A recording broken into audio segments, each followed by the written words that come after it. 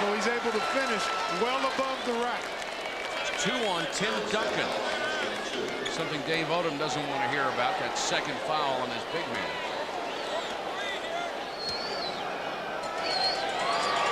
Stackhouse gets a pair, hits the first. Jerry has 5 points today. 3 out of 5 free throws. One of the most versatile players in all of college basketball, has extended his shooting range. Had a career high 14 boards yesterday. Defends, steals, he does it all.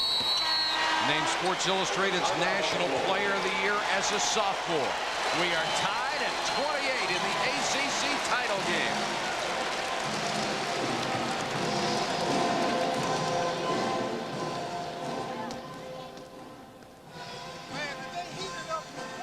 Making his own tournament record.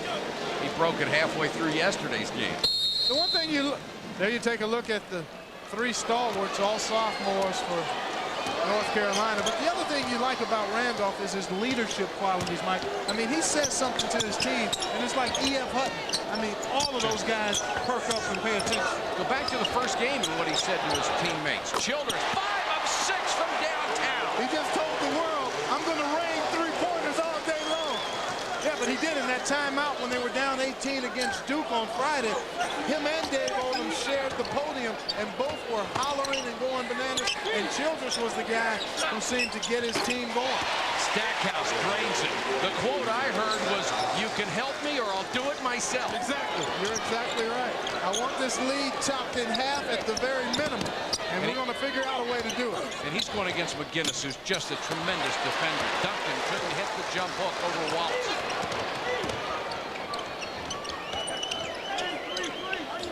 McGinnis against LaRue in the man-to-man defense. Now they're in the zone. Stackhouse, nice pass to Wallace. Tough fadeaway.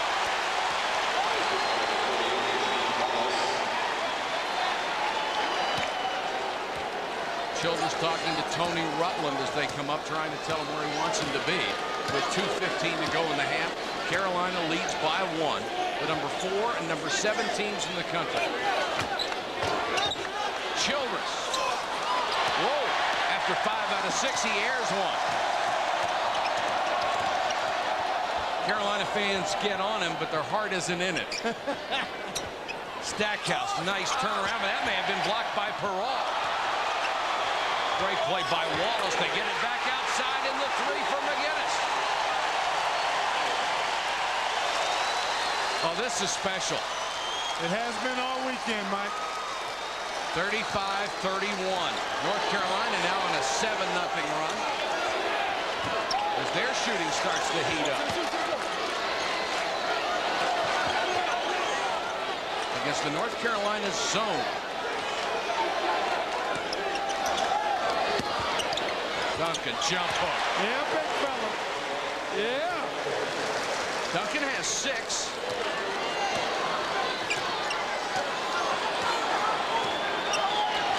Both teams mixing defenses, Mike. We see Wake. And again, partly because neither team really has extensive depth. You go to the zone, you don't want to get lazy and cautious in the zone, but it certainly gives you a chance to maybe not get into foul trouble as much. Williams over LaRue. Offensive rebound to Wallace. Calabria. Bucket, and it counts. But the only danger, the flip side to that zone coin, you get yourself out of foul difficulty situations, but you don't have blockout responsibilities. A second shot opportunity retrieved by Wallace. Nice little dunk down to Calabria. Good find here by Rasheed Wallace, and then Calabria finishes it off. Foul was on Perrault. Calabria, a 72% free throw shooter, misses that one. Dante had his first double-double. He and I had a nice chuckle about that in the warm-up. He said he's never gotten that many rebounds. Had a career-high 10 yesterday. Nice save by Duncan after the air ball 3 from LaRue. Yeah, Calabria's rebounded very well all year long. And for a guy 6'4" playing against the guys he's going against, to get 10 rebounds is remarkable. Carolina back into the man-to-man. Williams all over Rutland. Remember, there's no closely guarded call until he picks up his dribble. Rutland open. Duncan. And maybe Duncan over the back. If it is, it's 3. Boy, that's a tough call, Mike. As a former offensive rebounder myself, so many times that call is anticipated. Duncan was at the ball before Stackhouse got there. See, he was at the ball, and Stackhouse slid back into him. I think that's a very tough call. See, he's got the ball. You're right. He's got the ball. There's no contact. So many times, if a guy is behind, the official anticipates that he's made contact. Obviously, they don't have the benefit of the replay, and this is as strong an officiating crew as you can get, but I think they missed one. But you're right about the anticipation, and officials are always warned not to anticipate. Don't call what you don't see. Well, you know how much harder that is to do than it is to say. I wouldn't be out there in a striped shirt for all the world. Stackhouse, 8.6 rebounds. Missed the free throw, though. LaRue knocked it out of bounds. Carolina's hit only 5 of 10 free throw attempts with 3.5 seconds to go. What a terrible way to pick up your 3rd foul right at the end of the half, too. Yeah, some people wondering maybe why he's on the floor, but he's been able to play without fouls before. Coming up at halftime, we'll get you highlights of everything. Stackhouse fouled by LaRue on the way up. That's Rusty LaRue's first. With a 4-point lead, Carolina, as it has done so often throughout Dean Smith's tenure, trying to build on the lead just before the half. They have an incredible knack for doing things like that. Well, they don't give up on plays. They're looking to maximize every single possession, Mike. And when you do that and you get in the habit of doing it, you expect some fruit from your labor, and that's why they're able to add a point or 2 or 3 to closing second possession. One thing to expect with Duncan having 3 fouls when we start the second half, Rasheed Wallace is going to get the ball a lot. Good call.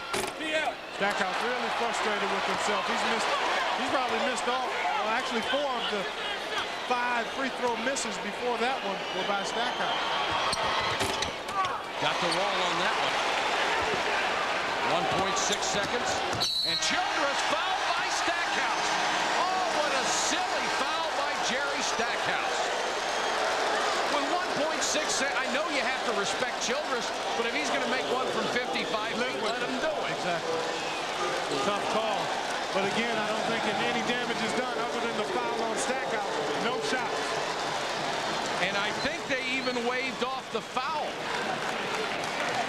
Or it was a non-shooting foul. We'll check. That's the half, 38-33. Carolina by 5.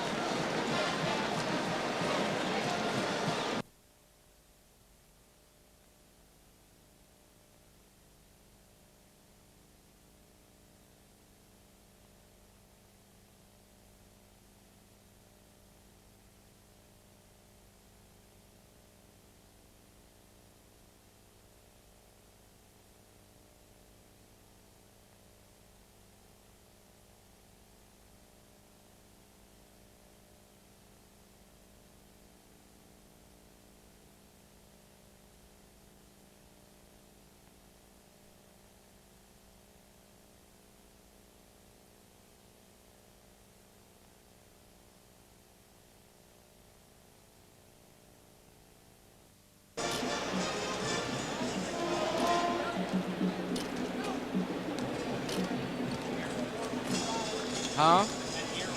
Yeah.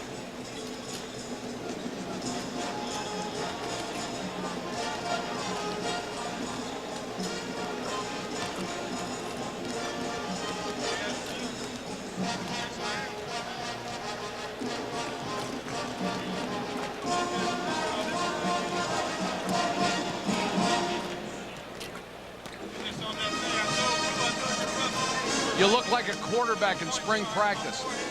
You look like a quarterback in spring practice. Don't hit him.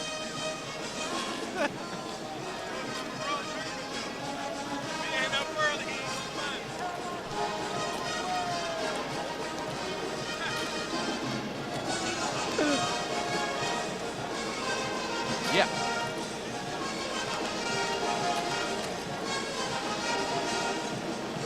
Okay.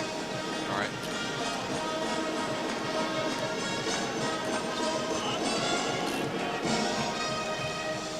Tell you what, Wake's fortunate they're not down worse, Mike. Yeah, I agree with you. Getting slammed on the glass. shooting it back poorly. Duncan in foul trouble. Yep.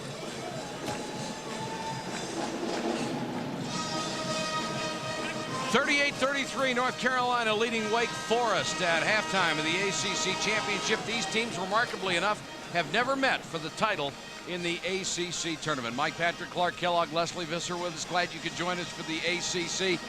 Just a remarkable first half, remarkable tournament. Boy, it's been fabulous. I mean, what a blessing to be here and to experience this drama, the great play, and we've got another 20 minutes of it. Randolph Childress has been the most remarkable of all through the first 2.5 games. He has been fabulous and had a strong first half again. Here we take a look at him. A nice feed for Travis Banks. Movement without the orange. Sets up McGinnis. Catch, fire, mark it up. Now, a little fun time for Randolph. Off the spring, off this pick again. Now, here he has a little fun. Nifty crossover. Come on, taste some of this, Jeff. Come get some of that. You got to get it out of the net, though. All in fun. Here's what he's done. Game 1, a tournament record 8 threes. He had 40 points. Another tournament record 70 points for 2 games after 30 in the second. Today, he's hit 5 of 7 threes, has 15 points, and chasing the all-time record, Lenny Rosenbluth, 106 points in 3 games in 1957. Still got a shot. But more importantly to Randolph Childress and his teammates, they're down by 5 to North Carolina. They want this title. Tim Duncan has 3 fouls, folks. So it'll be interesting to see how long he can go and how aggressive he can be without picking up number 4.